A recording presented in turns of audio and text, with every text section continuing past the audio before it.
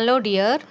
இன்றைக்கி நான் லீவுங்கிறதுனால ஒரு ஃபேஸ் பேக்கும் ஹேர் பேக்கும் செய்யலான்னு சொல்லிட்டு எங்கள் வீட்டுக்கிட்ட இருக்கிற ஆலோவேரா அந்த செடியை கட் பண்ணி கொண்டு போய் க்ளீன் பண்ணி மிச்சமாக இருக்கிற அந்த லீவ்ஸோடு நமக்கு ஒட்டியிருக்கோம் இல்லைங்களா, அந்த ஜெல்லியும் மிச்சம் வைக்காமல் ஃபேஸில் போட்டு நல்லா போட்டு அப்ளை பண்ணிவிட்டு ஃபேஸ் வாஷ் பண்ணிவிட்டு நான் மிக்ஸி ஜாரில் போட்டு கொண்டு போய் அரைக்கலான்னு பார்த்தா வீட்டில் கரண்ட்டு போயிடுச்சு. 6 மணிக்கு மேலே தாங்க வந்தது. ஸோ அதனால் எனக்கு லேட் ஆயிடுச்சு. நான் அதை பீட் பண்ணி எடுத்து வச்சுட்டு அதை ஒரு கண்டெய்னரில் ஊற்றி ஃப்ரிட்ஜில் வச்சுட்டேன். ஸோ அடுத்து நைட் ஆயிடுச்சே, நம்ம வந்து டின்னர் ரெடி பண்ணணும் இல்லையா. எங்கள் மாமியார் நெத்திலி கருவாடு தான் க்ளீன் பண்ணிகிட்டு இருந்தாங்க. நைட்டுக்கு வந்து பருப்பு சாதமும் நெத்திலி கருவாடு தொக்கும் பண்ணிக்கலாம் அப்படின்னு சொல்லிட்டு ஒரு பக்கம் பருப்பு சாதம் ஒரு பாட்டில் ஆயிட்டுருக்குது. பக்கத்துலேயே நானும் இந்த உப்பு மிளகாத்தூள் மஞ்சத்தூள் எல்லாம் போட்டு மிக்ஸ் பண்ணி எடுத்து வச்சுட்டு அதுக்கப்புறமா நான் தாளித்து விட்டுட்டுருந்தேன்.